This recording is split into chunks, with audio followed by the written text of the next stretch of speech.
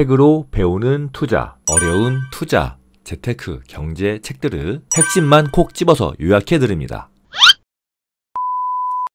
돈, 뜨겁게 사랑하고 차갑게 다루어라. 저자 앙드레 코스톨라니.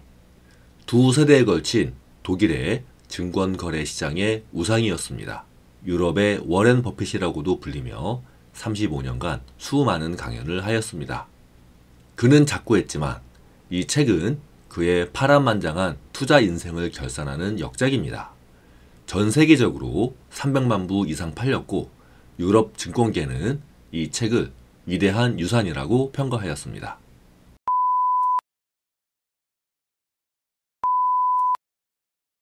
많은 분들이 이 책을 생각하시면 유명한 코스톨라니의 달걀을 떠올리실 겁니다. 이 이야기는 워낙 유명해서 많은 분들이 알고 계실 거예요. 하지만 이 이론만 가지고는 실제 투자를 할 때 어떻게 적용해야 할지에 대해서는 대부분이 막연하게 느끼실 겁니다. 이 달걀 이론은 앙드레가 헝가리에서 파리로 유학을 와서 증권 거래인 보조로 첫 출근하던 날 한 노인이 앙드레에게 해준 말과 매우 연관이 깊습니다. 앙드레는 그 노인의 말을 기초로 하여 그의 투자 이론을 정립했는데 이 달걀 이론 역시 그 노인의 말을 그대로 따르고 있습니다. 자네에게 여기서 일어나는 일을 간단히 설명해 주겠네. 모든 것을 결정하는 것은 단 한 가지라네. 여기에 있는 바보의 머릿수보다 주식이 더 많은가? 아니면 주식보다 바보가 더 많은가? 그것이네. 달걀 이론에서는 모든 투자 시장의 장기 변동을 과장 국면, 동행 국면, 조정 국면의 세 가지로 구분합니다. 과장 국면은 과매도, 과매수 구간이고 조정 국면은 상승 초기, 하락 초기를 의미하며 동행 국면은 중간 구간입니다. 투자 시장에서는 이 세 가지 국면이 교대로 나타나기 때문에 원형으로 표현할 수 있는데 이 모양이 마치 달걀과 같다고 해서 코스톨라니의 달걀이라고 불리는 것입니다. 왼쪽의 상승 구간에서의 조정, 동행, 과장 국면을 각각 A1, A2, A3라고 부릅니다. 상승 초기인 A1에서는 거래량이 적고 주식 소유자의 수가 적다는 특징이 있습니다.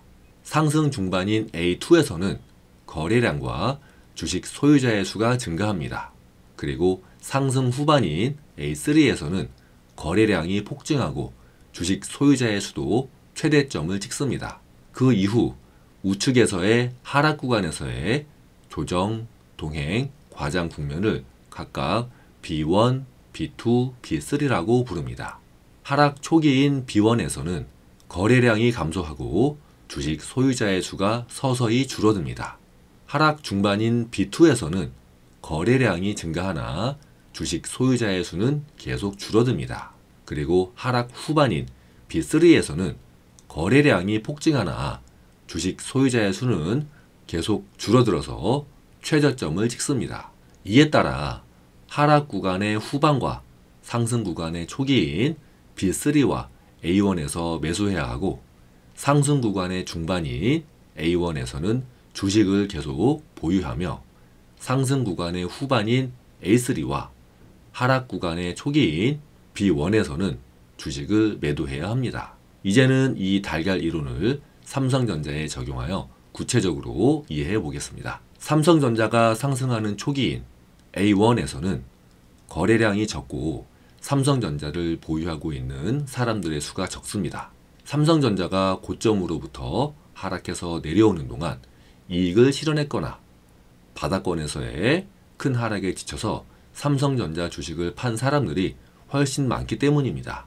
삼성전자의 주가가 서서히 상승하여 상승 중반인 A2가 되면 삼성전자 주식으로 돈을 벌었다는 사람이 하나둘씩 늘어납니다.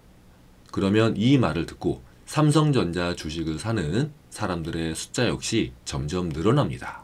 거래량도 동반하여 증가합니다.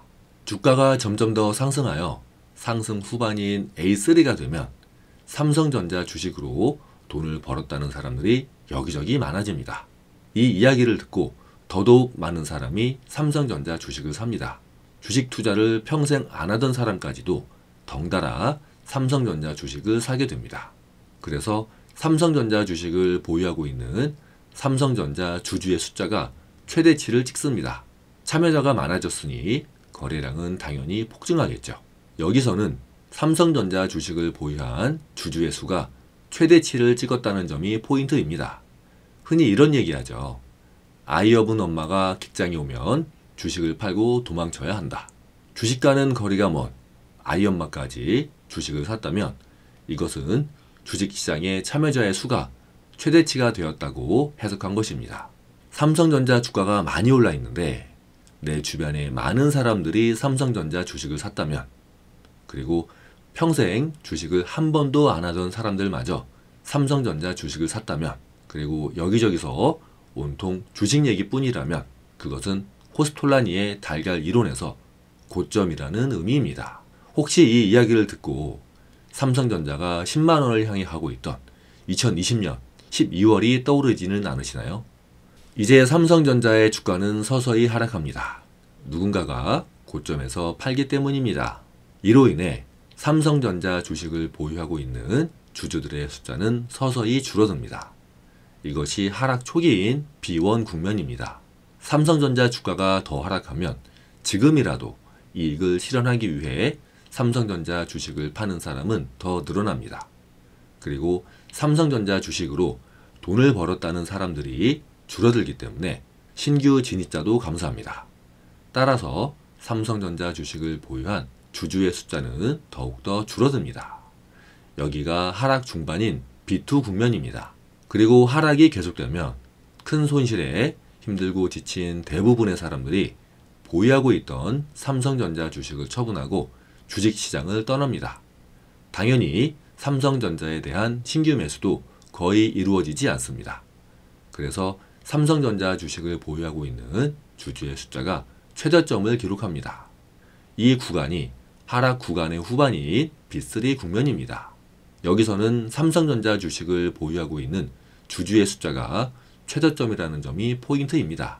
고점에서 이익을 실현했던, 바닥에서 손실로 인해 팔아치웠던 대부분이 삼성전자 주식을 팔았습니다. 그래서 주변에 삼성전자 주식을 보유하고 있는 사람이 거의 없습니다. 주식을 가지고 있지 않으니까 사람들도 삼성전자나 주식시장에 대한 얘기들을 이제는 더 이상 하지 않습니다. 이것은 코스톨라니의 달걀 이론에서 저점을 의미합니다. 그렇게 삼성전자 주식은 사람들로부터 잊혀지다가 어느 순간부터 다시 천천히 상승하면서 다시 A1 국면에 접어듭니다. 현재 삼성전자의 주가는 어느 구간일까요? 주변에 삼성전자 주식을 보유한 사람들은 얼마나 많이 있나요? 그리고 주위에서 사람들이 삼성전자 주식에 대해 이야기를 많이 하고 있나요?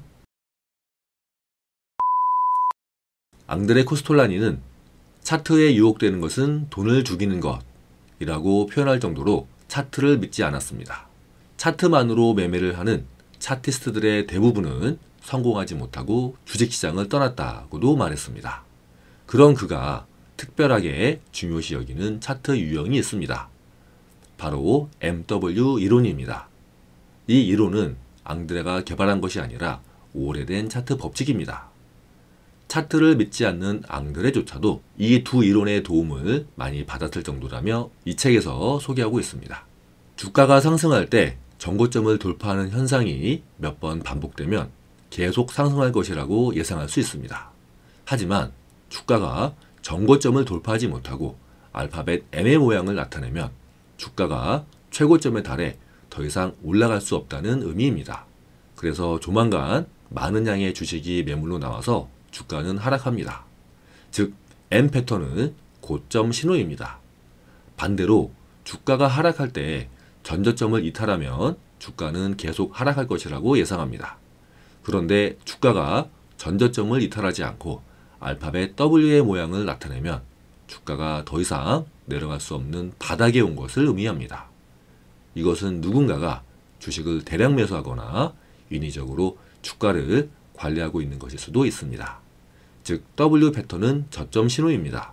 단 이 차트 유형은 개별 주식에만 적용해야 한다고 합니다. 지수 차트에는 적용할 수 없습니다. 또한 차트는 보조 수단으로만 활용해야지 차트를 신봉해서는 안 된다고 강조했습니다. 돈, 뜨겁게 사랑하고 차갑게 다루어라. 사람들은 끊임없이 돈을 갈망하지만 돈과는 확실하게 어느 정도의 거리를 두어야 한다.